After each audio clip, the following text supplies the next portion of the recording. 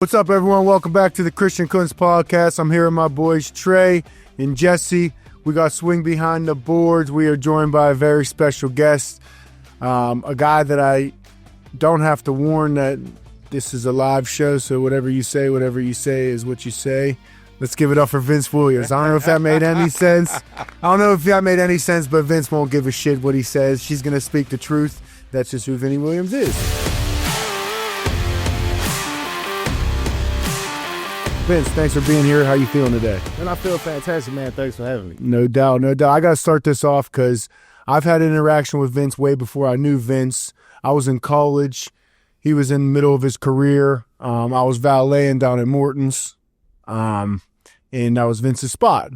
Am I right? Yeah, it's my favorite restaurant. All right. So ribeye, baby. So listen, Mike. So Vince, like, bro, when you know like a Steelers coming in as a valet, you're in college, like, you're going to keep them up front and hope you get, tip well. Mm-hmm. Vince didn't even eat in there. He would just order takeout. Well, sometimes he'd come in and eat, like, if there were other guys in there. But this meal would just come in, takeout, park in the valet lane, hand us a 20. Great. Be in there for 3 minutes and then leave. So I'm like, that's how I know it. Like, that's a real, like, and every valet down there knew, like, Vince Williams is coming. Like, the servers would be like, Vince Williams got takeout, he's coming in. We'd be like, how many fights do you have to get into to get Vince Williams? It didn't matter. Like, if there was, we would move cars so Vince could park in front, pull up right in front, park right in front. Do you remember that parking right in front of Morton's in the valet lane? I just always was raised to respect people. My mom was a food and beverage manager at Disney World for 25 plus years. Man, you know what I mean? So I had a great appreciation for the food business, and I always believed that you should support the people that serve you. Right. You know what I mean? Like, the guys got to stand out there in the cold. I'm coming in here getting a freaking $70 ribeye. Like, the least I can do is help them out and tip them. You know, they always showed me a great deal of love, a great deal of support. So it's like the least I can do is give them a 20, show them that I care about them. Man, shout out to your mom, too, man. That's smooth, bro. That's smooth. That goes along, bro. That shit goes a long way because, like, as a valet, we out there in the cold. Like, I tip valets and servers differently because I serve tables. And when you have a personal connection and, like, to doing that, you just, like, I don't know, you tip more or you respect it a little more. So that goes a long way, and I had to start that off with that. Yeah, but I mean, people always talk about what makes Pittsburgh so special, such a special place to play is because, you know, they love us here, for real, for real. It's a genuine feeling that everybody has about every Pittsburgh Steelers football player. Yeah, you're right. And you have to reciprocate that. Like, people always like, oh, Vince, you're one of the favorites in Pittsburgh. Or, oh, man, people really respect you. But it's like, I respect you guys too, man. Like, I look at myself as a blue-collar individual. Mm-hmm. So why would I ever look down on the people that's serving me and they're also blue-collar individuals? Right. I think that these relationships, you know, 100%. They're so important. Right. It lasts forever too, man. For sure, especially in Pittsburgh. Like, you know, how many guys have we had on and another one that, like, they stay here after they're done playing? Right. It's literally fucking crazy. We talk about it so much, like, but it's true. Like, you feel like family here and you get treated with such respect here from being a Pittsburgh Steeler that you end up staying here. Yeah. You talked about the blue collar work ethic and everything. Take me back to your childhood, Davenport, Florida. Yeah. Where is Davenport, Florida? Davenport, Florida is in Polk County, Florida. Okay. We're kind of like one of the hotbeds for football in Florida. I would like to say it's like Miami and then Polk County and Broward, right? Neck and neck. I know they're not going to want to hear that. But we might be a little better than Broward because we have less people. We're more rural. If we had the amount of population that Broward had, for per capita, we're really balling. So you started deep right now on this podcast. I'm just saying, if you think about it, for the amount of people we have there, and for how many people go D1 and pro, come on, it's pretty ridiculous. Come on, it's pretty crazy, and we don't have the resources either. Like I said, it's pretty rural. It's a country place. So that's Polk. What is it? Polk County, baby. Polk County. Polk. Who Grady Judd? Look up Grady Judd, our sheriff. He's the greatest sheriff ever, man. Why is that? You got to look him up, man. Grady Judd. He's amazing. Right. Polk County is a great place, man. It's a rural place. It's actually one of the fastest growing counties in America right now because of our central location. We're actually set on 27 and I-4. Okay. 27 goes all the way from Miami to New York City. I-4 goes all the way from Daytona to Clearwater Beach. Right. So we're sitting right in the middle of the state with two major highways that cross in between each other. So it's booming right now. So football for you always, I mean, if you're growing up in Polk County, you playing football. Oh, for sure. If you just have a son and he's in Polk County, he's playing football. Even if he's not good at it, he plays football. But it is. Like, Saturdays are packed out, Little League football games. They're tailgating, 10 a.m. The Mighty Mites are playing.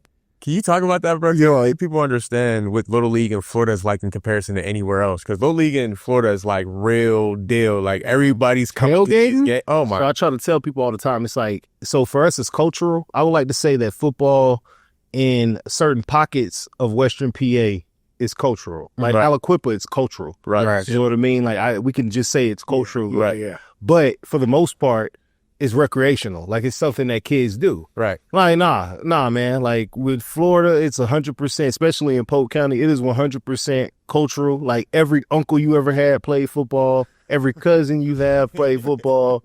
You're ostracized if you don't play football. Like, it's just what you do.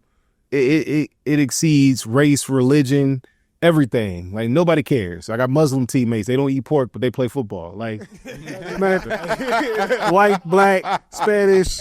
Like, nah, it don't matter. Like, you're going to play football. That's what you're going to do. Dude, that is so good. So, obviously, you probably started playing super young. Yeah, I started at 6. 6 years old. 5 or 6. You know, what, give me like dating back to, you know, from where you could remember yourself as the youngest playing football, like your whole journey. What position were you playing? When did you realize, like, okay, I'm pretty good at football, like getting to high school, whatever, like I might have a chance to get a scholarship and then eventually get to where you're at? You know, playing football in Polk County, everybody just wants to be good, like, you know, because everybody's just idolizing. It's like Friday Night Lights almost in a way. Right. Like, everybody's idolizing the varsity. And the way that we have this trickle-down system is a lot of the coaches for JV end up coaching Little League. Smart. So you'll have that type of turnover. So you'll have kids embedded in the community. Right. And then a lot of the coaches and their mentors, because I wouldn't say that I grew up the richest or the poorest, but Polk County in a lot of pockets and areas is pretty impoverished. Yeah, they have a lot of single parents out there. Right. Mm-hmm. So a lot of the coaches end up being father figures for a lot of kids. Right. I had a coach named Coach Milton, and Coach Milton is a fantastic Little League coach. He ended up sending like 37 kids D1. Wow. Off of a Little League program. And he would get everybody we used to call the shaggin' wagon, baby. He used to load us all up in a minivan, get his whole football team in the minivan. We'd be all lapped up. He'd drive around, drop all the kids off, pick us all up for practice, and he'll wheel us out there. Wow. That's huge. I feel like that stuff doesn't go on anymore. I don't know if you guys saw what Teddy Bridgewater. Yeah, he just got suspended. He just got suspended for. He won a state championship in Florida, I believe, right? Yeah, right. And then he was paying for kids' Ubers and taking care of them. Yeah, taking care of the kids. Like, probably shouldn't have self-snitched though. Like, I wouldn't have said that. I mean, that's a lot of that's going on. Yeah. You know what I mean? Like, that's kind of a thing that happens in Florida because you have to. You got to be. And then we have open enrollment in Florida now too. So it's like the transfer portal down there.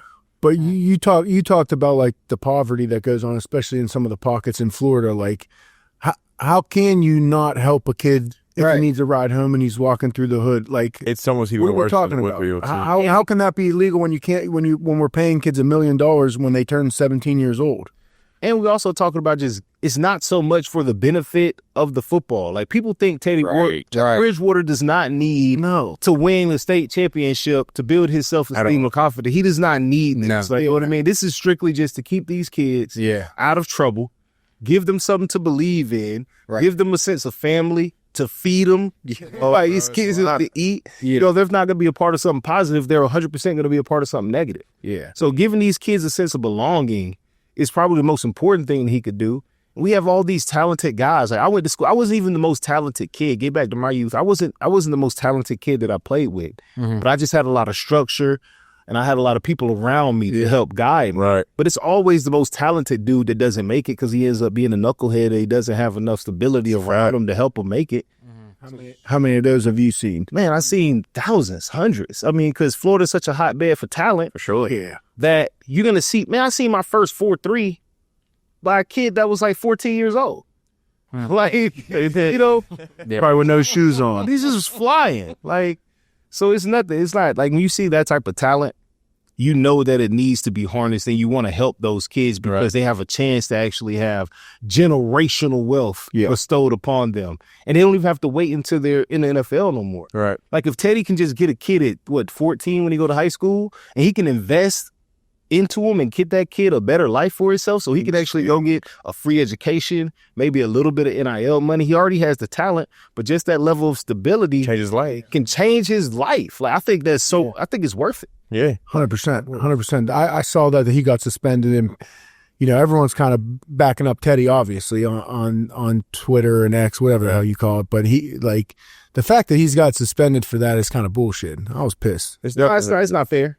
It's a super advantage. Teddy Bridgewater poured $200,000 into that. I mean, it is an advantage. I think that it's a huge advantage. So I think he was probably more so suspended because it's a ridiculous advantage. It's not fair. Like, you can't keep up with that. Not every coach has $200,000 to give to in Ubers and shit. Yeah, like your program. Not that he has to. I mean, he does, but it's. But to me, you look at schools such as like Pine Richland, North Allegheny, right? Like, they're going to do anything for their kids. And I love to see it because there's a lot of communities out here who really provide a lot for these kids to get an opportunity. But when you get into those areas like Aliquippa, those areas like Beaver Falls, right, who just genuinely don't even have the boosters to even come around because their parents are living different lifestyles, right? Like, I believe in what Teddy Bridgewater is doing, but you shouldn't be penalized for helping. Now, maybe it might get disbanded, or maybe he can give to the whole conference. Maybe, I don't know. But ultimately, right, when it comes down to guys giving back, right, like, you didn't have to come back and coach high school football. You decided to, right? That's a decision. So there's a lot of guys out here, like you said in the Whippeal, there's a lot of coaches out here who never played past Pop Warner, and they're teaching football. And that's what I think is hurting PA football right now, is that, like, a lot of guys who want to come back and coach, they're having tough times getting into the school systems. Yeah. Because the school systems have a certain type of way on how they like to do things. Yeah, shouldn't you want to encourage, guys like Bridgewater to go and help these air like goals that are throughout? Not really. I'm out here in the community. I love the Whipple, so I'm not going to diss them in a way, but I can say that the athletic directors don't want their football teams or their schools to be dominated by athletics. There it is. And I can understand that. You know what I mean? Yeah. Florida, Texas, South Georgia, different places. Right. It's cultural. It's different. The AD played football. Right. These guys don't want their schools to be headlined by their football teams. Right. And I can understand that. Everybody's interest isn't football. Everybody's interest shouldn't be athletics. Right. I think that you are a student athlete until you can start monetizing and making money off of it. And I can understand that school is an institution of learning. For sure. Not an institution of athletics. This is an IMG. Yeah. So I can understand why you wouldn't want to put your athletes on that much of a pedestal. For sure. So I can understand it. But also in the same breath, when you have a pocket of talent, or if that's what's really spearheading and leading the way, like, you might want to put a little something. Yeah, a little something behind that. So I can understand it. Like, I see both sides. That's what I was at. So what's like, you talked about the coaching. You're obviously, you've been involved with Pine Richland's program. What's like the biggest difference in coaching play style between high school ball here in PA as opposed to Florida? I think the seriousness of it. I think that, like I will always say, and I hate to do this because I learned to not do this. I got a coach on the staff named Cooper, and we always argue because he's from Aledo, Texas. I'm from Polk County, Florida. All right. Those are two super football places in the world. And when he came up here, he was offending people. And I was like, hey, Coop, when I first got up here, I was offending people too because they don't know. Right. Like, the fish in water doesn't know it's swimming. It just thinks it's living his life. Like, they think that they have hyperculture around football here. And it is pretty good. I'm not going to say it's weak, but it's another level of intensity. In Texas. When you get to Texas, Florida, South Georgia, it's another level of thinking. It's another level of intensity. We have Breakfast Club in Florida. They don't even know what Breakfast Club is. Breakfast Club is school starts at 7:30. Your entire football team is working out at 6. Every single football player at my high school has mandatory weightlifting in the middle of the day. We don't lift at the end of the day after school. We have whatever your elective is. Right. You give up an elective every semester, and you commit that elective to football. So you won't never have PE. You won't ever have art. You won't ever have culinary arts or whatever elective you have. You would automatically sacrifice that elective for football. It will be weightlifting and football. I do that. Damn, I would do. Yeah, no, it didn't. So you have Breakfast Club, right?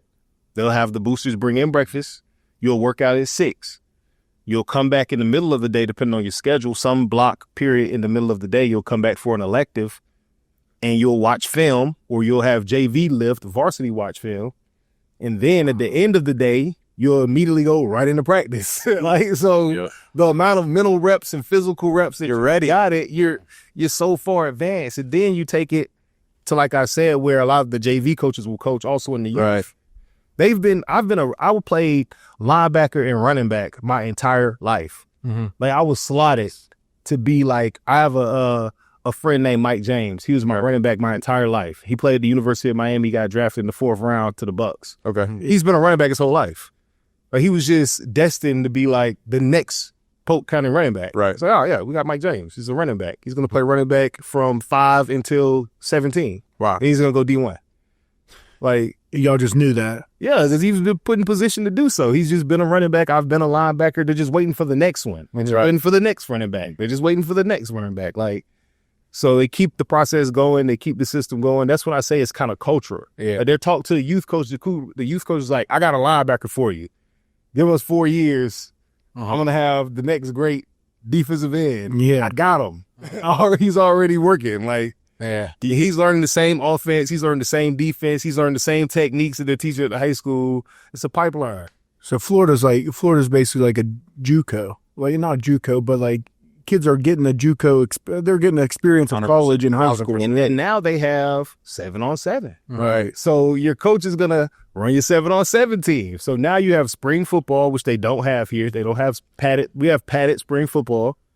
Well, we'll have jamborees against other teams. We have that in Florida as well. Wow. And they have full-fledged 7-on-7. When with Florida, with the weather, you can actually get really, really good and competent 7-on-7 games.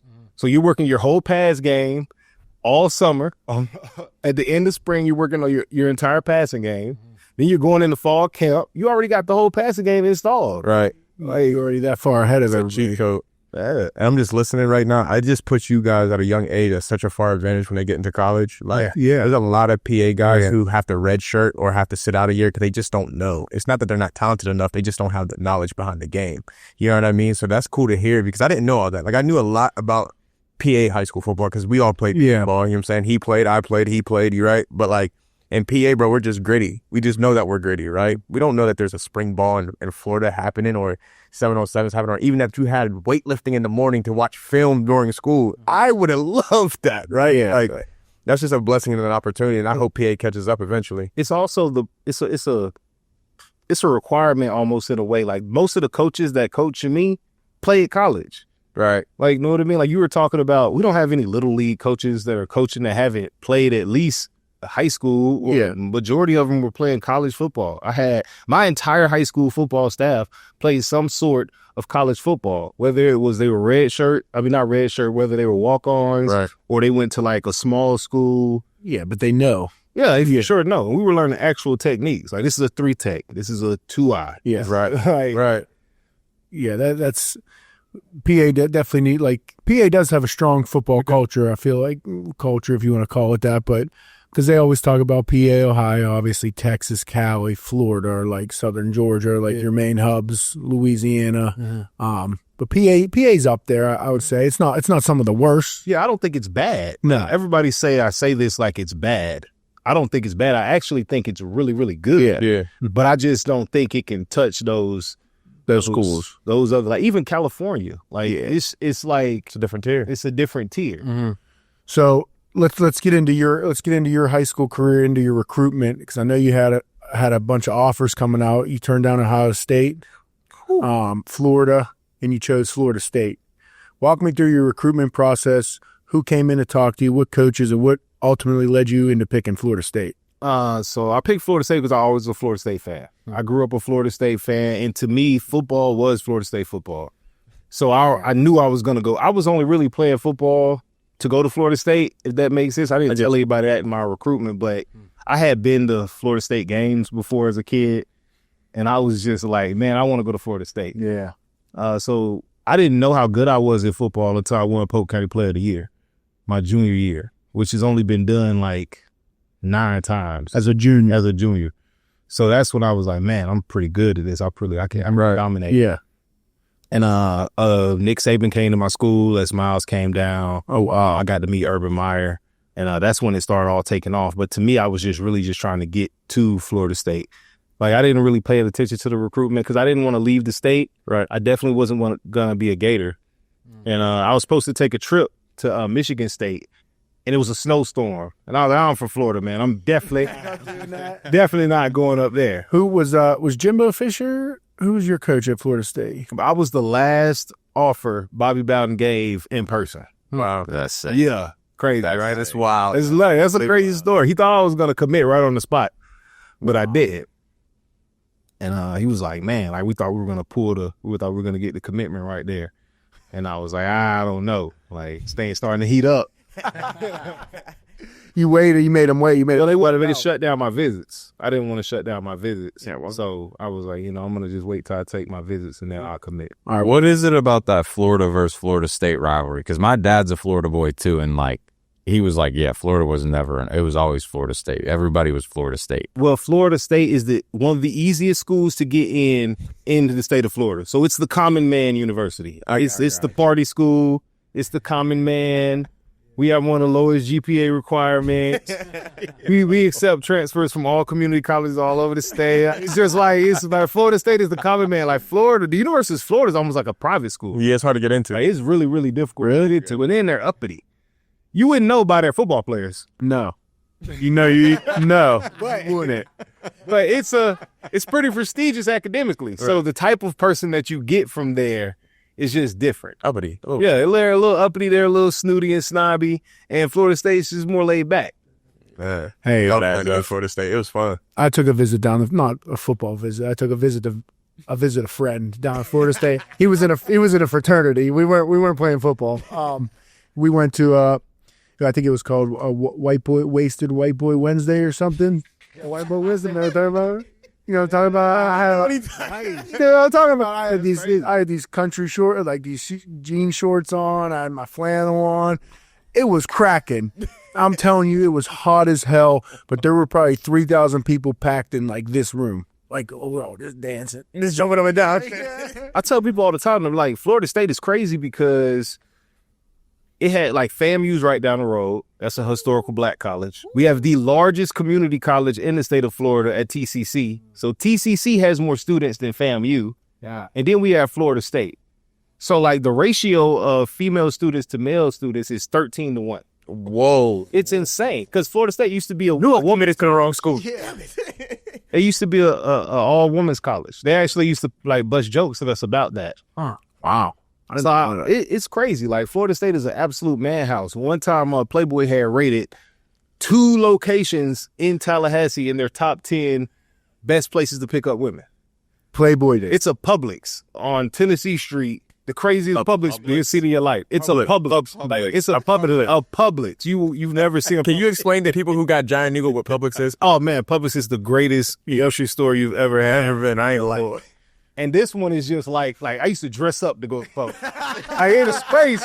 If you know, look at this. Look at me in the camera. If you know, you know. This is the craziest Publix you ever see in your life. Never take your girlfriend to this Publix. Like never. She ain't gonna do it. If she looked, she took. It's a crazy Publix. If y'all know, like, so you're watching this and you know you're gonna be like, man, I remember that Publix. So, Vance, if she says she going grocery shopping in Publix at that school, she ain't going. It's over. She break it up with you. I'm going to Publix real quick. That's like the club of grocery. Yeah, and then the Strozier. So it was 2 libraries because their finals week, the major FAMU library was still open all night, and then the major Florida State library was still open all night. And it would just be like a club. They used to hand out flyers and stuff for the... Yeah. At the library? Yeah, for finals. I wonder what the marketing gimmick behind that was. How do you get that? Someone smart doing something. I don't even know how it's not a real place. I tell people all the time, Tallahassee's not a real place. You just got to go down there and experience it for yourself. I always say it's just incredible, man. All Florida State, all Alabama players come to the NFL with a torn labrum and a sports hernia, and all Florida State dudes come to the NFL with kids. That's what's gonna happen. You're gonna leave Alabama with a sports hernia, and you're gonna leave Tallahassee with a child. You're not beating it. It's not happening. Oh my God, that's awesome. That's great, dude. That is unbelievable. I'm unbelievable. I heard that it played there during COVID. It was still cracking. No fans there. No, there were. You thought Florida cared about? Oh, yeah, they didn't care. Bro, there was more fans there than there were allowed to be for sure, and they were having a great time. Man, I couldn't imagine playing at Florida State. Just the whole the chop. People think it's just football. All of our sports cracking. Yeah. Like the softball team's cracking, the soccer team's cracking. Like everything's packed because they have this point system that incentivizes student athletes to go to multiple sports. And the more points that you get, they'll comp out your football tickets. So all of the venues are just packed. Yeah, and it's just amazing for every venue. It's really Pitt, cool. are you listening? Yeah. Hey, I know Pitt always catches shades on here because the guys we get on, we got a Pitt guy over there, but we got ACC guys on that they play Pitt and they're like, Pitt's trash. Hit up on Pitt. Let's not get into this. Go ahead, Christian. Yes, Pitt plays Duquesne this year, so I'm gonna take my lumps. I'm sure week 1. But no, we'll see. Them Dukes they're gonna be tough. I want to talk about getting into your junior season at Florida State. You earned a starting job as a junior, and then senior year you kind of balled out. Your defense was loaded. I was reading. You guys were second nationally in yards given up per play, like under three yards, which is crazy. Talk me through your junior and senior year, and then what kind of led you into being drafted. Man, I felt like at Florida State it was so much talent that we competed against each other every day. Like, I know you're an Alabama guy, say it, but I definitely got to live that life as well. Like, we had so much talent that every day was a war at practice. We used to get to the game. It's actually a picture, if you guys look it up, of our defensive backs playing hangman in the third quarter of a Boston College game on the sideline because we were beating them so bad. Like, it was so hard. Like, the competition was at an all-time high. You got guys like LaMarcus Joyner flying around making plays. Like, our defense was loaded. Our offense was loaded. Yeah. E.J. Manuel was the number 1 quarterback drafted that year. Like, we were just balling. We had backups going in the 3rd round, 4th round. Like, I split time. I never played a 3rd down play at Florida State unless it was third. I never played a 3rd down play that was longer than 3rd and 3 in my Florida State career. We had Telvin Smith. He was a sub package linebacker. Yeah. So he never played 1st and 2nd down, and I never played 3rd downs ever. That's we crazy. basically got drafted. That's crazy. That is wild. Man, our middle linebacker production was nuts my senior year. Like, we would combine for like 17 tackles, 2 for a loss, and a sack. Wow. And neither one of us played full time. That's wild. So no combine invite. No combine invite. Did you feel slighted about that? Man, I got a crazy combine story. So I called the combine every day to see if I had an invite. You personally called? Me personally called. I got the number, right? It's like, if you get a little packet, they send you like a packet to prepare for. So I got it from like somebody's agent. Right. And I used to call them because I knew it was always late edition. So people would drop out for injury or whatever. They wouldn't show up, but I would try to get a late edition. So I finally called my last time calling. I called. And I was like, I want to know if I'm a late edition. And the lady was like, can you tell me your name, please? I was like, my name is Vince. She was like, you're not invited, Vince Williams. She hung up on you. She knew it was you. And I was sick. But I called like every day trying to see if I got a late invitation. Couldn't wait to say that to you. So where did that kind of put your mental headspace? Did you have any inkling that you were going to be drafted after no combine invite? Were you kind of like, fuck, that hurts my chances? No, not really, because I'm slow as hell anyway. Like, I'm not a football and underwear type guy. Like, that was never my game. I wanted to go just because I wanted to say that I went. Right. But I'll never forget A.J. Boye was a cornerback that played for Houston and Jaguars. Mm-hmm. And one of my close friends, Charles James, we sat down, we bought hot wings, and we had a combine hate party. And we just hated on everybody. It was like, oh, man, that motherfucker right up slow. Oh, he sucks. Oh, that vertical trash. I can't believe it. Oh, ACC All-American. Oh, he trash. And we just hated the whole time. Yeah, how about that difference, though? That you brought up a key point. You're not a shorts and shorts and underwear type football player. So talk about the difference, like what the combine does compared to on-field play, Well, I mean, first and foremost, my RAS score, my relative athletic score is like a 1.2 or something. I'm like a farmer when it comes to athleticism. Mm-hmm. I'm terrible. I'm not that fast, but bro, I mean, you played 8. Yeah, but I think some of it does matter. Obviously, you have limitations. Right. But I think what you do on the grass is what helps you stand out. Yeah. I think that is what the Steelers have been able to find in people and to be able to kind of cultivate their culture and give them a chance anyway. And I want to get to talk about that, Christian, but I'll answer the question first. I think that it wouldn't have did me any favors. Just more people would have known that I was slow. Like, because I don't look like I run a 4.8 on my tape. Like, you know what I mean? I don't look not explosive. I don't look like I got a 33 and 30. Oh, I think my vert was pretty good, but I don't look like I can't jump. Right. Like, I make plays. I get to where I need to get to. Yeah. But I don't think that you need top-end athleticism at every single position. I think there are so many other intangible things about football players that make football players amazing. For sure. I was wondering, I wanted to ask you this because I was having a conversation with somebody about the combine. Like, defensive linemen shouldn't be running a 40. Yeah. You know what I'm saying? Or linemen shouldn't be running a 40. Like, if anything, it should be a 10-yard split. Yeah. So what are your thoughts on that? Should it be more position-focused, or how would you do it? No, I think the combine is fantastic. I think the system that they have really showcases all areas of the game. Because you do, if I have a defensive lineman like Chop Robinson, I can run a 4.4. That's gonna look good. I mean, who's the guy? The Cincinnati Bengals first round draft pick. One that's not. He's not playing. Yeah, Shamar. Yeah, Shamar Stewart. So Shamar Stewart is an excellent example of a person who needs a combine. So he can really go out there and showcase what he could do. Because if you just looked at his film, you wouldn't be able to really see what he could bring to the game. A lot of times, positionally, people are out of position, so they can't really show their athleticism. Right. He's playing in a 4-eye. I mean, for people that know what a 4-eye is, it's a base front and a 50 defense, right? Right. So he's not even really on the outside. He's not really getting to challenge offensive tackles on the edge. He's not really getting to showcase that explosive ability up the field. So for a guy like him to be able to showcase that type of athleticism is great. Yeah. Like, I wouldn't want to minimize him in any way either. Yeah. No, I do. Sometimes I do. I go back and forth on the combine. Like, I hate the fact that some D lineman got to run a 40 and run across the field, and because like if a D lineman's chasing you down 40 yards, your defense sucks.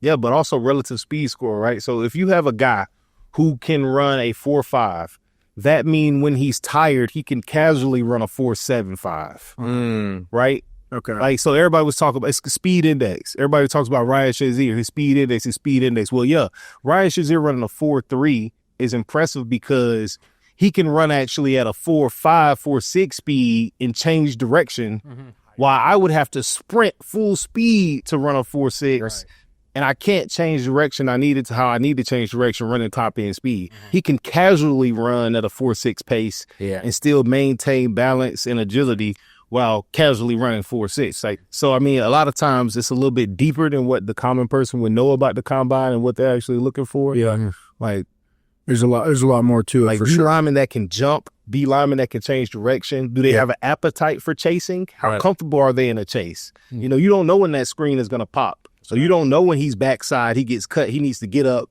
How does he do that? Is he comfortable with it? Is it laboring to him? Know what I mean? How many times can he do it? That's a good insight. I didn't think of it that way.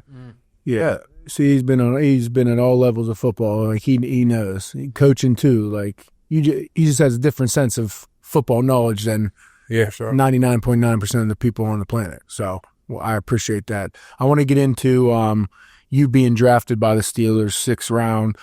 What was your draft day experience like? When did you think you were going? Were you kind of shocked? And who gave you the call from Pittsburgh? Man, so I went to Detroit, and Detroit they sent me a box of stuff. And like, yo, you're not getting past 4th round. You're exactly what we're looking for. We need a middle linebacker. We just lost Stephen Tulloch. You're going to be the brains of the operation. We're going to sit you in the middle. You're going to start. We're going to put you behind Tulloch for 1 year, then you're going to start and you're going to play. Wow. So they gave me a box of stuff. They sent me home. I'm like, heck yeah, man. Like, let's go. Like, I'm locked in. I had a great Senior Bowl. I went to the Senior Bowl. I showed out at the Senior Bowl. I got a lot of interest. I took my visits. The Vikings were real high on me. The Chiefs were real high on me. And all of them had higher picks than the Steelers. I only met with the Steelers like one time. And Kevin Colbert was like, oh, we love you, Vince. We don't even need to meet with you. We love you. If you're available, we're going to get you. Like, you're definitely 100% a Steeler. But it wasn't really no hoopla around it. Like, every other visit I took felt like I was being, like, recruited. They were kind of selling me something. Right. The Steelers were just like, we like you. Here's Jerry O. Here's Coach Butts. Sitting here, talk for a little bit, and all right. Like, it was real good. Yeah, it was real casual. Like, it wasn't any fanfare or anything. It was just kind of hanging out. But now that I know it's very Steeler-like. They didn't tell you much. Nothing at all. Like, it was just... So, our draft day, I didn't get drafted by the the Lions, like I thought I was going to get drafted by the Lions. I was pissed. Who did they take? I don't know who they took. It was a linebacker, though. I just forgot who it was. Damn. And I was like, man, that sucks. And the Chiefs win. They didn't pick me either. They picked another linebacker. And I knew because my agent told me, he was like, Vince, now you're projected as a 2-down thumper. There's a small market for people that even are interested in that type of player anyway. Like, it's only probably like 4 teams that even do business with a thumper at this point. Right. Like, we'd rather look for a guy that can play all 3 downs. We're not really looking for that. So after I didn't get picked by those 2 teams, he was like, man, those are the teams that were calling me every day. So, like, I don't know where you're going to go. That's what he was basically saying. He's like, I don't know where you're going to go. Like, I thought you were for sure going to go to one of those 2 teams. And it got to the 6th round, but I had completely cut the TV off. I had stopped watching the draft. Like, I had went back. I was playing Call of Duty. So I didn't have a party. I'm just kind of a common person anyway. Just have a party. I just had my mom, my dad was there. Yeah. My grandma was there. Right. We were just hanging out. I didn't have a bunch of people at my house. I actually didn't even tell anybody where I was going to be, so they couldn't even show up. So I cut the TV off. I stopped watching the draft. I'm playing Call of Duty. And then I get a call, and it's Mike Tomlin. He's like, oh, man, are you ready to come play for the Steelers, man? We're excited. We got you. And I'm like, yeah, coach, I'm ready. He's like, you don't sound very excited. I'm like, man, I'm ready. Like, just let me get there. I feel like 6th-round picks, I got to go, almost kill somebody for a roster spot at this point. So I'm kind of out of – it's not really excited. It's more like, it's a business, man. Like, who job I got to take? Right. Yeah, like I immediately started looking through the roster. I'm like, Marshall McFadden, I'm about to get your ass. So I'm like, who's this? I'm on your head. Like, immediately, I'm like, I got to go in there and bully people up out of here. Like, 6th-rounders? I'm like, oh, man. Talk about that a little bit, being a 6th-rounder. Like, I feel like, obviously you're at a little advantage. You got drafted, but your spot is not guaranteed by any means. Like, I don't think being in the 6th round is an advantage. I don't think so. I think being a preferred undrafted, you get a little bit more money in the 6th round. My signing bonus was $40,000. Like, it wasn't even nothing. I wouldn't say that's like something crazy. But it's something, but I didn't get to pick where I went. Fortunately for me, I went to a great situation. Right. But I know other people that go in the 6th and 7th round, they go to horrible situations. Right. Yeah. At least if you're an undrafted free agent, if you are priority, you can go pick. You can actually do the details you need, look at the roster, see who you could beat out. Right. You can look at what type of position people they like. If you're a long corner and you want to go to I'm going to try to go to Seattle. I'm going to try to get in where I fit in. I'm going to cover 3 corner. I played cover 3 my whole college life. Let me go somewhere where this verbiage is still the same. Right. I know the D coordinator. I have relationships. Yeah. But when you just get drafted, you just get plugged in. You got to figure it out. And you have no upside. Like, they invested a little bit of money in you, but you really starting from the bottom. Yeah. So coming here to Pittsburgh, you obviously were a special teams demon here. You started at linebacker too, but when did the switch flip to you where you were like, I want to pour into special teams more? I know Danny Smith had some impact on you doing that. Well, I was terrible at special teams, right? Yeah, and that's what I heard. Yeah, I was horrible. So the film that we watched, that shit didn't say that. Danny Smith still, I'm going to interrupt you real quick. Danny Smith still plays film, and I know a specific game in Kansas City when I think Boz made 6 field goals. Yeah. He won 18-15 or something. This dude had 3 tackles in a row on kickoff. 2 Tyreek Hill. They were kicking 2 Tyreek Hill. They weren't kicking it out. Danny will play that, and he tells a story that Vince came back, and they were like, yeah, we're just going to kick it out. Like, we're playing Tyreek Hill. We're going to kick the ball out. Smart. Right. Just logical. Minimize the risk. Vince said it. We went right up to Danny Smith and said, kick it to this motherfucker. And he plays the film. I mean, you could attest to it. You lived it. Well, for me, I was getting into it, but after they drafted Ryan Shazier, I immediately got minimized. Right. I was raw. So I didn't really understand. When you're a rookie, you're raw. Right. And I was playing behind Larry Foote, but Larry Foote got hurt. So I was thrusted into the starting role before I had ever prepared to really be a starter. Right. Because we had an older team. Our team was pretty meshed my first year in 2013. We had a lot of those guys that had just played in the Super Bowl against Green Bay. Okay. Yeah. And they were pretty seasoned. And you've been around seasoned defenses. They don't wait. No. Right. Getting plugged into a seasoned defense, they don't have time for a new green dot. Like, they are rolling, baby. They don't need any baby steps. The pacifier's out, the training wheels are off. They're rolling. So I had to just come in and get in where I fit in. Well, the very next year, they drafted Ryan Shazier to demand that job. And I understand why, because if you have an opportunity to get a phenomenal player like that, I'm taking him over Vince Williams too. Like, if I had to do it today, I'm still making that trade. Yeah. So I was immediately just sitting there like, man, what am I going to do? Right. Like, I'm now obsolete. So I went and I sat in Danny Smith's office and I was kind of like teary-eyed a little bit. And he was like, oh, you're going to be fine, man. You're going to fucking kill people. We're going to get this figured out. He was like, man, don't worry about it. He was just listen to whatever I say. And I got you. Like, don't worry about it. And I was like, Danny, I didn't play teams in college. Like, I sucked last year at teams. Like, you're going to be all right. Just listen to what I say and you're going to be fine. And me and Danny used to just meet every day and just talk about, kickoff coverage. And then I used to talk to the people around me. I had a veteran tight end named Michael Palmer. I love Michael Palmer to this day. He was a 10-year vet and he was my slot on punt team. Yep. Well, Michael Palmer's a 10-year vet. He's not trying to cover kicks. Right. So I'm like, yo, Mike, if you protect this side, I will make every tackle on this side of the field. Like, just give me, I don't know, what does he call them? Tons or slops? Slop. Yeah. So we call slop is where the slot makes a pick. Okay. And we'll kind of exchange people. Okay. So a lot of times people will take the end man on line of scrimmage and they'll run him out. Mm-hmm. And then if he wasn't getting any pressure, he would just go and he would block my man and I would just free release. And I'm like, yo, Michael Palmer, nobody's ever going to run shit over here. Just block my man, and I'm going to make every tackle on this side of the field. And he was like, all right. So after the first game, we played Jacksonville. I had like 4 special teams tackles. He was like, yo, don't go. Like, just go. Like, don't worry about blocking. I'll zone it up over here, huh? Oh, you okay over there, bud? You ran. Damn. You're too excited. Don't got to work. No. That shit popped out over here. Start talking special teams around here. We get goofed up. Special teams are where it's at. Yeah. No, but how would you like to play in this year's kickoff?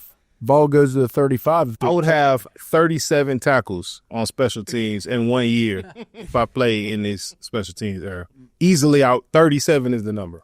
How many? I was going to ask you, what's a realistic 37? Absolutely. I had 21 tackles on teams. on teams That's actually in 1 year. So, yeah, 37 makes sense. 37. Yeah. So you think? And I got double teamed every play. Go watch the film, y'all. I got double teamed every play.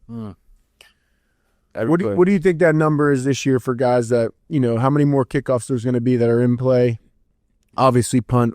We always talk about double-digit special teams tacklers. What do you think the number is this year that's like, okay, because 10's going to be nothing. Yeah, I think it's going to be pushing like 15. I think you got to get back to 20 because it used to be like that. Hines Ward had like 27. That's what I was chasing when I was trying to get to 20 when I got to 21. Because I asked Danny Smith and then I had one of the analytics dude pull it up. And they were like, man, Hines Ward, rookie year in the league, he had 27 special teams. He's Hines Ward, bro. 27. He's nice because he was a gunner. He was on kickoff. And he's He played it. Yeah, so he's a dog. Yeah. So I'm chasing 27. But yeah, man, I think that number got to bump up because for sure, dudes. What really helped me on special teams was understanding that this is how I got to feed my family. Mm-hmm. That's what made me tell Danny to kick the ball to Tyreek Hill. Yeah. I gotta contribute. I gotta justify my worth to the organization. Yeah, right. And my worth is based on how many times I tackle this dude inside the 20. Yeah. Right. That's what's important to me. Like special teams Thursday, that's my day. Yeah. They're going to show TJ Watt sacks and stuff, but the whole team is going to watch Special Teams Thursday together, and everybody's going to see me go down here and smoke his ass. Yeah. And everybody on this team is going to respect me for it because defenses understand the difference between starting on the 25 and starting on the 15. Sure. You know what I mean? Defenses understand that. They're like, man, when Vince is out there, he's going to tackle that dude on the 17. That's a big difference than the 25. Right. The whole game plan for an offensive playbook is different when you're inside the 20 than when you're on the 25. You're uncomfortable. And I wanted the team to recognize my greatness. Yeah, to kind of build my own lore and my sense of respect. Because I felt like, I wanted to show everybody that special teams was important.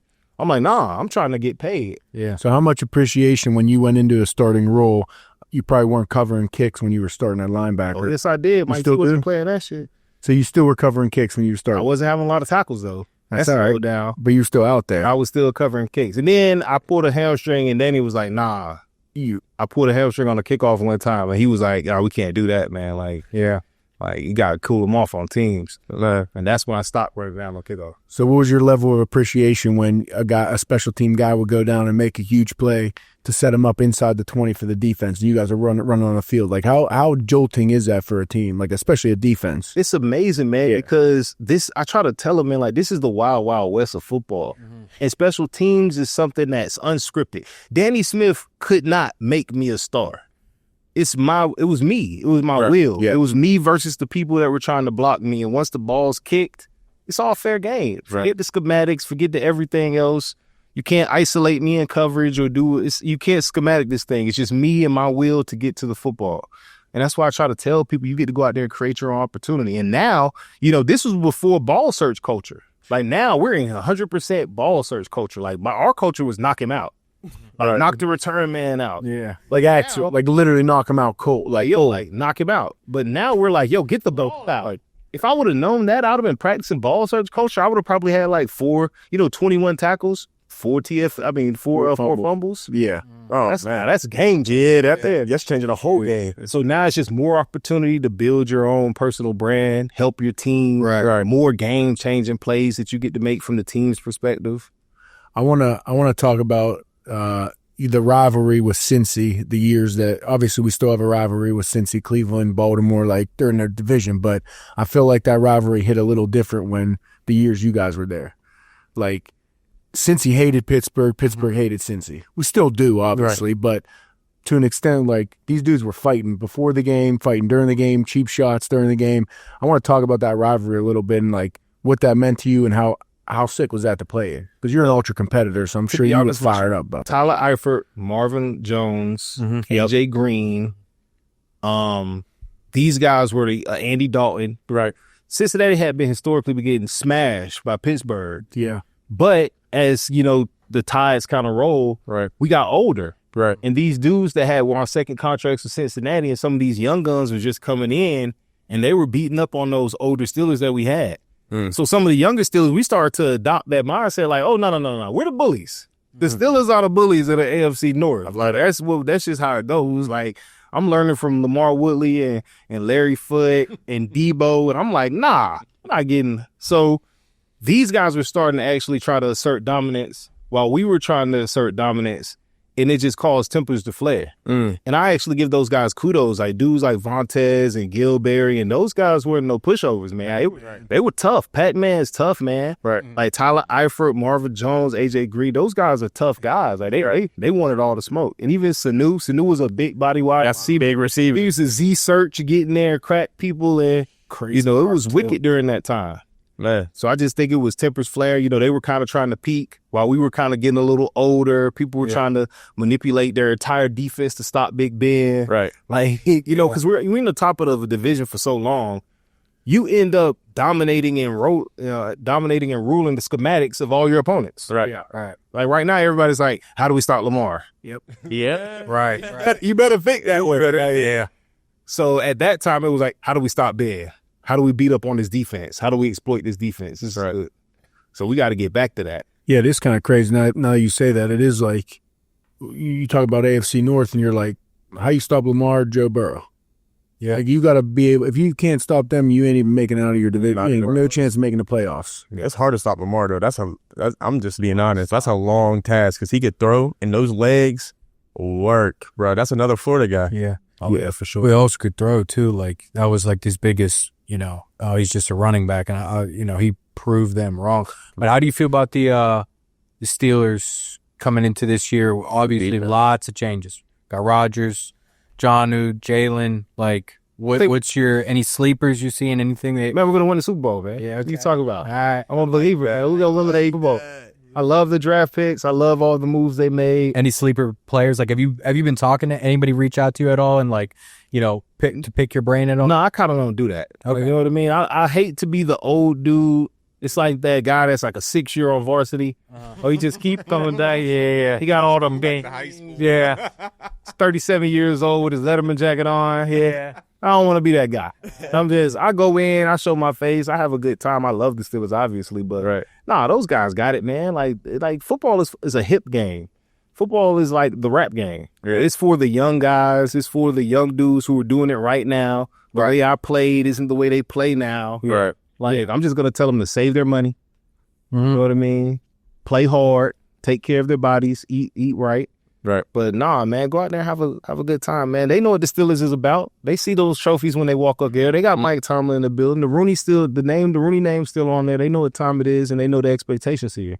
So I believe they're gonna get it done. I want to talk about your relationship with Mike T a little bit. I feel like you guys have a different relation. You guys are close. Why do people say that? I don't know. I feel like you guys are like boy. Like I feel like Mike T loves you because like he knows that you're gonna go knock somebody out. Like. Not that he's incentivizing you to knock somebody out, but I just feel like he loves those like type of players like you, like Mark Robb. Like I see Mark Robb in you a lot. I don't know why. Like Mark Robb, if you hit Mark Robb, if Mark Robb hits you, you're feeling every bit. Mark Robb hit me with a shoulder with no pads on in OTAs, like accidentally. Well, he didn't do it accidentally. He wanted to hit me a little bit. He had a 5-yard head start. I'm not kidding you, bro. It took my soul. Like my chest was tight. I was like, oh, my rib. I was like hurting bad. So I feel like Mike T loves that shit, and I just want to talk about your relationship with him because I feel like he knew that you were going to shoot the back, blitz, and either absolutely kill that back and tackle the quarterback, or beat the back and tackle the quarterback. I don't know if it was that. I think it was more so just my commitment and dedication to the game. Yeah. From my perspective, Mike T is a straight dog. Like, people don't know this, and I'm about to just get on my little soapbox because people talk about no head coach could do what Mike T do with the Steelers rosters that he's had. Nobody could do that. If y'all would have brought Mike McCarthy in here, y'all would have went 2-14, buddy. Like, nobody can do what Mike T does with these rosters. It's just, I've seen it both sides. I've been a coach. I've been a player. Mike T is a special individual. He's a grinder. For sure. He's a grinder. Like, nobody grinds. Nobody watches more film than him. And the NFL is extremely hard. Yes. It's hard to win up here. So he has a different level of appreciation for people that have that tenacity and dedication to the game. Like, I don't have any hobbies. I love football. This is what I was made to do. Like, I was born to be a football player and a man of God. That's it. That's all I ever aspired to be. A great dad, a positive Christian, a positive contributor to society, and a downhill linebacker. My life is pretty simple. That's going to be on your tombstone. On my tombstone, right here. My wife always laughs. She's like, in your obituary, we're just going to have football pictures. You don't even take regular pictures. So we do that. But no, I think Mike T appreciate guys like that. Yeah. I think that, I showed that at an early stage. Like, even being able to transition, not throw a pity party when they drafted Ryan, to just pivot and go right and be a positive contributor in special teams. They bringing Mark Barron in, not pouting, going back to a reserve role, going back to special teams, dominating my reserve role. So just always chomping at the bit, trying to get the most I can get out of every situation. I think that's why he kind of, I would say, hopefully I know he does, but that's why he kind of respected me. Even guys like Fritchie, Will Gay, all of the people that would be like, these are Mike T's favorite, we all have that in common, the Ouncies of the world. Like, just that hard-nosed dedication and love for the game. I think that's what he truly values. Speaking of Pouncey, Dave, those O-lines that you had to go against as a rookie coming in linebacker, a downhill linebacker, you had multiple altercations with those guys in training camp. Oh, all the time, man. I remember one time, Ramon Foster almost knocked me out. So I wasn't playing. I told you guys, my rookie year, I wasn't playing that much before Larry Foote got hurt.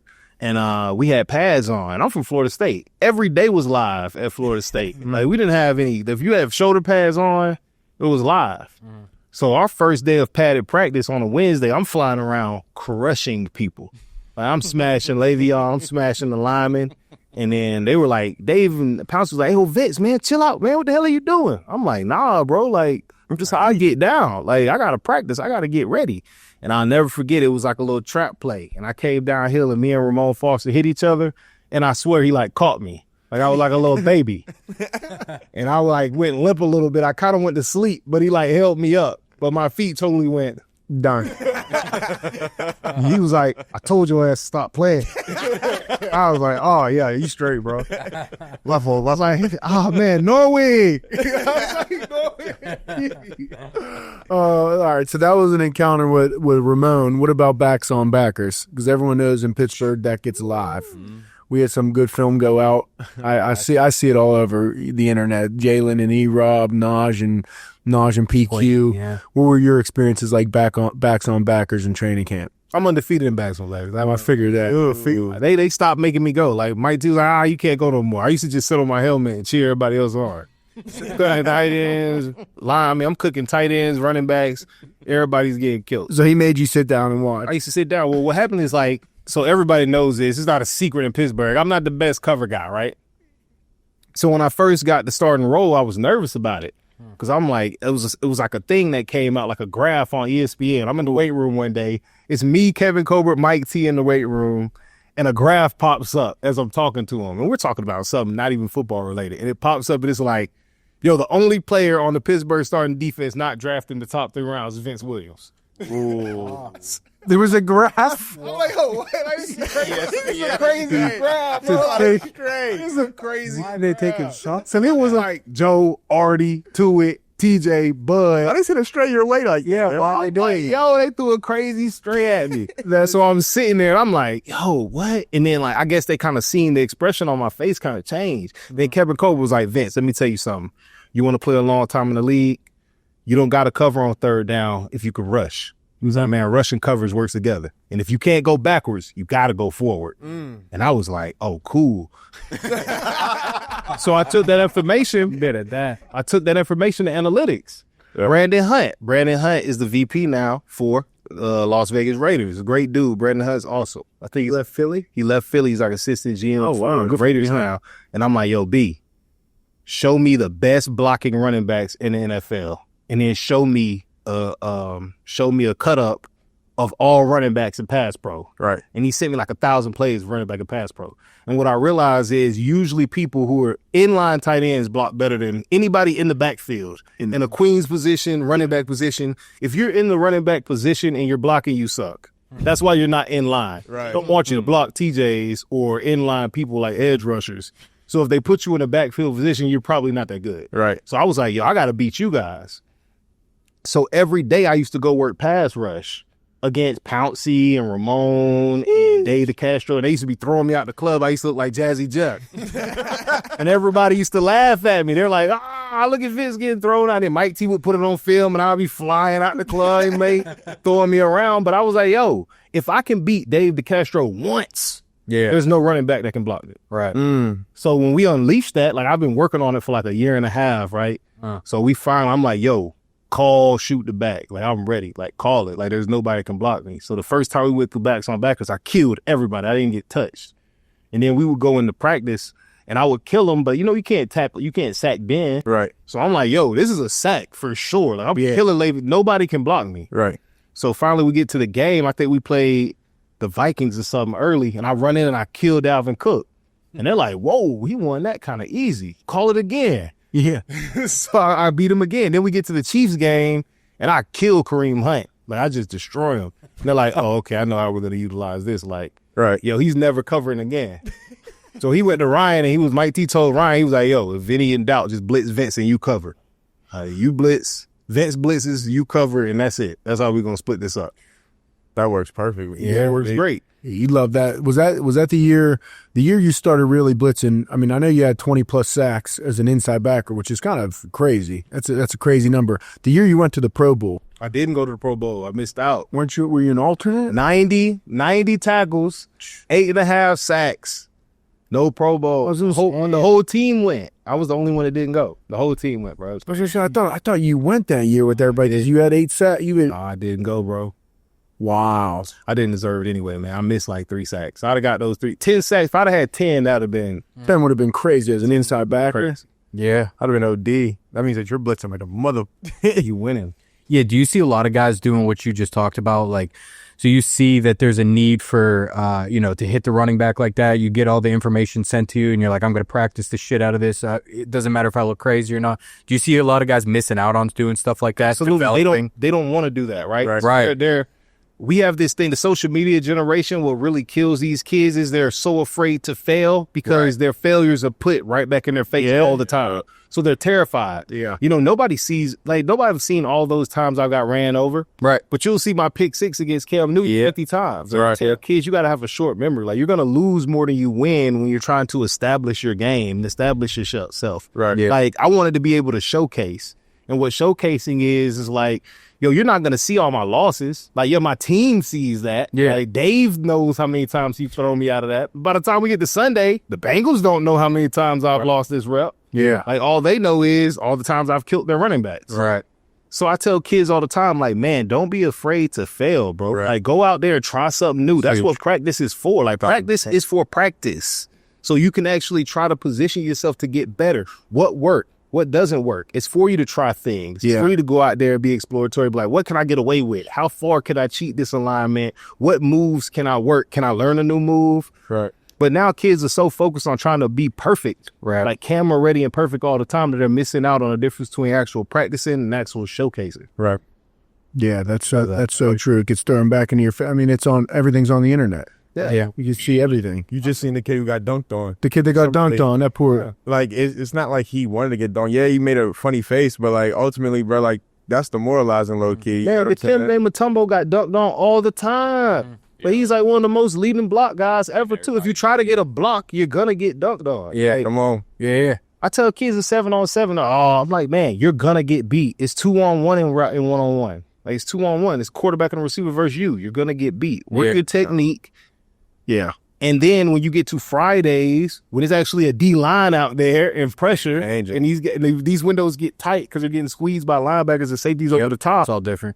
it's going to be much different. But don't be scared to go out here and go against the best competition now. Right. Because if you can win in 1-on-1, you're really, really good. If you can win in 2-on-1 situations, you're super good. Right. But you should definitely practice with a handicap so that you can get used to it being at its hardest level. So when it gets easier, you're able to capitalize. Right. Yeah. I like that. Yeah. Yeah, you got some valuable ass information because you're like the OG, but also understands, like, you're not trying to talk from like, oh, you kids don't understand. You're like, nah, I 100% get where you're coming from. But like, at the same time, there's still shit that you got to implement that doesn't change. And, you know, you got to remove these certain thoughts. But I think, like, you know, with you getting into coaching and in, you know, this post career, I think that there's a necessity for more of this. Like, you need to be showing more to people and like 100%. Yes. you know, it's just valuable information because again, you're not talking from this pedestal of like, oh, you kids don't understand. You're like, nah, I get it, but still got to smack somebody in the mouth. You know? Yeah, for sure, because we all want to win, right? Sure. Right. But it's just how you want to go about getting those wins. I think dudes, everybody wanting this microwave generation,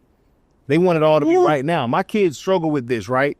It's because we grew up with Michael Jordan and Kobe. Right. Although they were freak athletes, we really got to identify with their work ethic. Right. These people assume that LeBron was just born like that. Right. Yeah. Now, granted, LeBron James was probably born a really good power forward, but he made himself. There it is. But he doesn't highlight that part of, like, he doesn't highlight that work. All right. Kobe highlighted the work. Right. Yeah. Like, he was like, man, I work like this. Like, this is what I did. I created this for myself. Like LeBron did too, but he doesn't highlight that. And you see that a lot. Like, you see that a lot in 7-on-7 work specifically as well. Like, kids don't care about being a hard worker anymore. They more so care about getting that picture, right? And that's where I had a tough time personally, is just because, like, I like the kid who's like, bro, I'm going to die out here. Even if he's not the best talent, right? Like, if he's the kid that's going to go in there every time you ask him to go hit something, go do what you ask him to do, he's a hard worker. I'll take him 100% of the time. I won't do it. I am a talent whore. Give me the biggest, fastest, tallest kid, and I'm going to teach him the intangible. Right. Yeah. Right. Like, that's what kids get it wrong at. Like, yeah, it's only so much I can do with a kid that's 5'7". That's true. Right. That's But very true. the coaching comes in, it's for the knuckleheads. But the kid that's going to do everything right with a low ceiling, yeah, I can do something with him. Right. But I want to try to reach the spectacular. That's what we're going to get. So, yeah. I want my best players to play like the best players. Right. So I'm reaching into that bag. Know what I mean? I'm trying to pull up my lower tier players. Right. I'm trying to go and reach the higher tier players and get them to understand that, yeah, God gave you that. There it is. Like, you're nice, right? You're good. But God gave you that. Right. Now you have to meet him halfway and go and be exceptional. Yeah. Talk about that part again. Meet him where? Hell, you got to meet him halfway. Come on. Like, yo, like if all Jeremiah Smith ever did was just be himself, he would have been a 4-star. Facts. That's all. But no, he's the best wide receiver as a sophomore in college football because he puts the work in as well. For sure. Yeah. Like being talented will get you somewhere, but it's not going to get you the most out. Come on. And Right. true winning comes from fulfilling your potential. Right. Like people look at me and I'm like, man, guys, yeah, I'm slow. I'm not the most athletic, but I capitalize and I scrape the plate on every little piece of my slow ass talent that I had. Like I got every piece of gristle off of my athleticism. It was nothing left. That's when I retired because I'm like, shit, I ain't got nothing else. Like I ain't got that's it. I ain't no more. That's it. I feel you. Like it's time to go home. But. You're downplaying your athleticism a little bit, I would say, but I'm not going to get into it with you. You whoop my ass. I'm not going to get into it. If you call yourself a decent athlete, well, I'll call you a decent athlete. But motherfucker, Pull the numbers up. motherfucker, Man, you played 8 years in the league. Man. You and a successful 8 years. 4.75 I had a 1.7 split, 10-yard split. That is a lineman, 32-inch vert. You don't look at that guy and be like, oh yeah, none of the defense. I'll give you this. You were for an NFL talent, like an NFL athlete, you were in the middle probably. The middle? Yes. That's not the middle. That's the middle. Is that the middle? This is the bottom right here. That is the bottom. What you run the 40 in? 4.8 something. That's what I'm saying. I'm right there with you. Get the fuck out. Marginally. I'm marginally faster. You crazy. You're fucking crazy. No. This is the bottom here. They don't block me ever. This is the bottom. Hey, for real, can you teach my kid how to long snap? Yeah, tell him to come in, whatever. Long snapping is the best gig ever. Could you imagine a middle linebacker that can long snap? Why don't kids learn how to long snap? Dude, because it's not cool. You know what? And I love that. It's not cool. It's not that cool. It's not cool. Don't do it. He's trying to get paid. Like, you don't play 30 years. They trying to get paid. He had Greg Ward. You remember Greg Ward? Oh, that's the funniest Greg Ward story ever. Greg Ward had it in his clause. Well, he had a $500,000 bonus for making 4 tackles in a season. One a month. 1 a month. That's where that came from. They took 1 a month. So but he wouldn't even make that. So we used to like hold him up. Tell him what you were doing with Greg. We used to hold him up. So I used to run down there and he's like, hey guys, I need one today.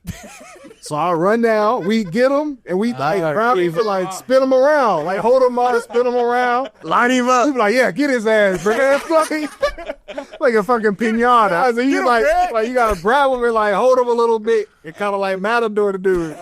Like, come on, get him, Greg. Now you just gave Christian all the ideas possibly. I've had those ideas. They gave out great Christmas gifts. I had back in the day, this is super old portable DVD player, baby. Hey. Wow. Greg looking out. Spin them around, bitch. You got to. That's great. That's so great. The long snapper's got to take care of the guys next to him. My guards on field goal team, I take care of because there's nothing you could do on field goal team as a snapper. Yeah, but just take it. Yeah. Terrible job. It's everyone hates something about their job. That's probably the one that everyone probably fucking hates as a snapper. Yeah. You just but that's why you take care of your guards because then they're a little heavy on the inside.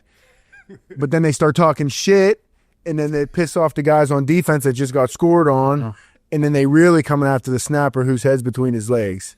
And then they're like stepping on him. See, Christian, this is what I love about podcasts, right? And this is why I truly believe we're the new media is because people don't know this. Right. Like trying to explain to people how valuable that is or like how hard a slot is. Like a slot on punt team is one of the most impossible positions. Ever. Like you have one of the most athletic people on the team running at you full speed, giving you a two-way go. Bro. And if you miss, you're fired. Like if you get a punt block, if you get a double thump is fired. You're fired. It's over. It's over for you. Like you get one block punt, you're fired. Just don't even get on the bus. Just go to the airport and just go home. Go home. You're done. Collect your last check. It's over. You're done. And everybody hates you. Yeah. A block punt, for real, because a block punt is like 80% win rate. Like if you block a punt in the game, it's like 80% chance you're going to win. And Danny ain't gonna let you slide with that. For damn sure not. Man, tell Danny the greatest Danny Smith quote, I'm gonna get you for they get me. Yeah. They're like, listen, we're gonna talk about this. So true. But at the end of this, I'm gonna get you for they get me. So before they come in my office, I'm gonna go to your locker. Dude, he legitimately says it'll just tell you that right to your face. So straight up. Like, hey, nah. They not gonna keep asking me what you got going on. No, they're not. Or just tell guys straight up, like, you ain't gonna be here long. You ain't practicing. You're not practicing today. You won't be here. Don't even waste my time. Like, legitimately, you won't be here. It's over with. I don't care. Danny's also the guy you don't ever disrespect. Like, Well, no. like ever. You feel me? Like, I feel like there's certain guys that like they have some type of ego to him a little bit, bro. But Danny's just so respectable. You just hit him with the. It's because Danny's NFL players. Find the good information. This is for all players. Yeah. Find the guys who are putting you in position to win. Mm-hmm. That is the singular most important thing about a professional coach, where he positions you to where you could be successful. Like, those are the dudes. Yeah. I can't disrespect Danny Smith. Danny Smith got me my first contract.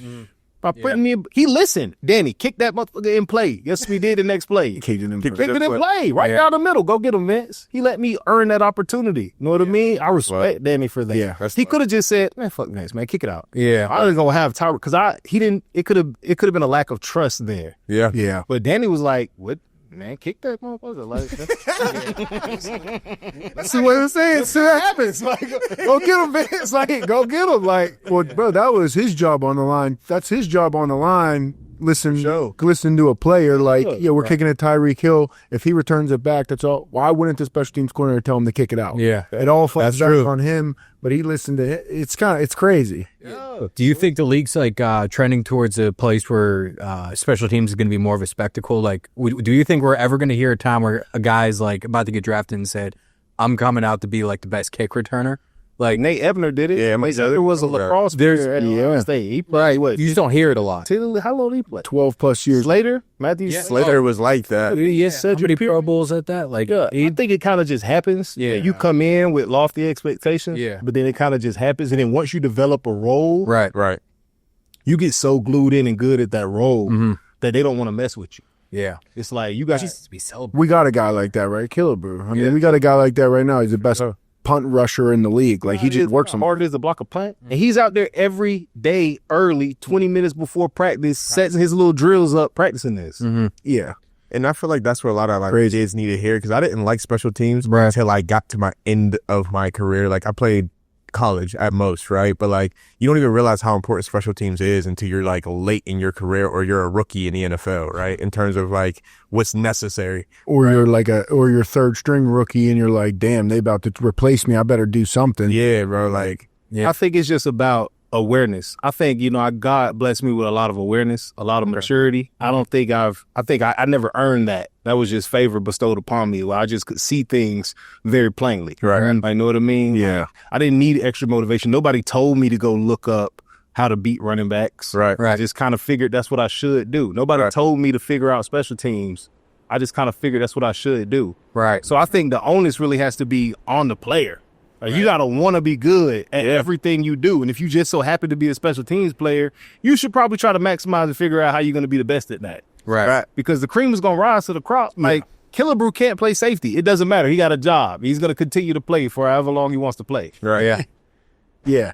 Make your money, dog. Right. And keep blocking punts, too. Not just make your money, but the money's going to come because he's specialized and he's good at what he does. Right. And having a role is how you guarantee the money. That's like having a thing that you can do consistently, that you can hang your hat on, that a coach can trust and feed their family with. Yeah, is gonna ensure that you're gonna be able in a position to be able to do that. Facts. Yeah, that's how you got to think of the money. Is just a byproduct of being super nice, good at what you do. Yeah, right.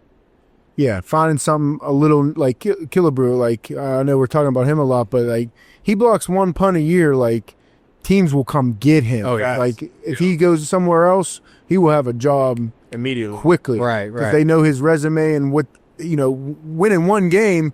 If that guy could block a punt, would you say increase 80-some% increase or something fucking crazy? You block a punt. Like, if you got one guy on the team that can impact the game that much, like, you're gonna employ that guy. Yeah, for sure. Yeah, I'm sure. It's crazy.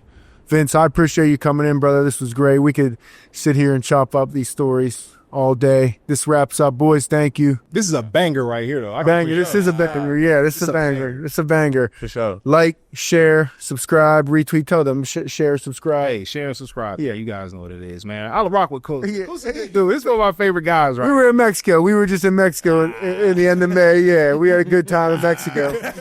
Me and Vince, it was a flag football tournament. Okay. Him and Max were the coaches of the other team, and Beanie and I were the coaches of the other team, whatever teams. We were opposite coaches. Every time the teams would score, there was some sort of celebration after. Shoot them boys across the field. Man, Kuntz's last team he had was full of studs. They were full of, bro, they were so good. That was murdered. That when it came out, the quarterback came out screaming. My quarterback came out like this. Oh, I said, yeah, that's my team. Oh, it's over with. Oh, man. Like, share, subscribe. I'm going to do my damn. Yeah. Hey.